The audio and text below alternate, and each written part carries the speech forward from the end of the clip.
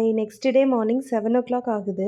காலையில பாருங்க எவ்ளோ மிஸ்ட்டா இருக்குன்னு. சரி காலையில டீ குடிக்கலான்னு சொல்லிட்டு, மில்க்கும் சுகரும் தீந்துருச்சு. அதனால மில்க்கும் சுகர் மட்டும் கொண்டு வர சொன்னோம். பாருங்க எவ்ளோ குடுத்துருக்காங்கன்னு. எல்லாமே மொத்தமா எடுத்துட்டு வந்து குடுத்துட்டாங்க. அதுக்கப்புறம் ஹஸ்பண்ட் காஃபி, எனக்கு டீ போட்டு குடிச்சுட்டு, அப்படியே குளிச்சு கிளம்பி பிரேக்ஃபாஸ்ட் போயாச்சு. பழைய சாதம் இருக்கு பாருங்க. அது கூட தொட்டுக்க சம்மந்தி வச்சிருந்தாங்க.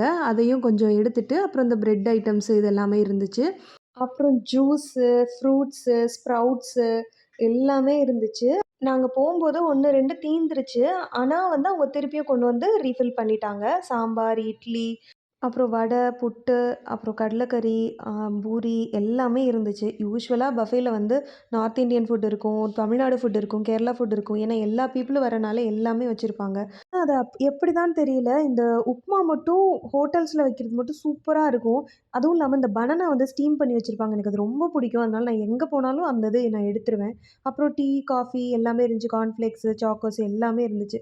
அ நாங்கலாம் என்ன சாப்பிட்டுட்டுருக்கோம், பாப்பாவ பாருங்க. அவ எங்க போனாலும் இந்த பிரெட்டு, பன் இத தான் சாப்பிடுறா. அப்புறம் இந்த பேன் கேக் சூப்பரா இருந்துச்சு மேப்பிள் சிரப்போட. அப்புறம் இவ 2 இட்லி வச்சு சாம்பார் சட்னி வச்சு சாப்பிட்டா. எனக்கே ஆச்சரியமா இருந்துச்சு. அப்புறம் தோசை, ஆம்லெட் எல்லாம் லைவ் கவுண்டர் போட்டிருந்தாங்க. அது எல்லாமே க்ளோஸ் பண்ணிட்டாங்க. 10:30க்கு கரெக்ட்டா க்ளோஸ் பண்ணிட்டாங்க.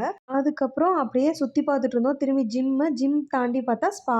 இது நான் சும்மா ரிசப்ஷன் மட்டும் தான் எடுத்திருந்தேன். அதுக்கப்புறம் பாப்பா கொஞ்ச நேரம் வெளிய நின்னு ஃபோட்டோ எடுத்துட்டு, அப்படியே நாங்க ரூம்ல வந்து திங்ஸ் எல்லாம் எடுத்துட்டு செக் அவுட் பண்ணிட்டோம். இந்த சேஃப்டி லாக்கர் வந்து கப்போர்டுக்குள்ள இருந்துச்சு. நேத்து நான் அந்த வீடியோல காமிக்காம விட்டுட்டேன். அப்புறம் ஃபீட்பேக் எழுதி வச்சுட்டு கிளம்பிட்டோம்.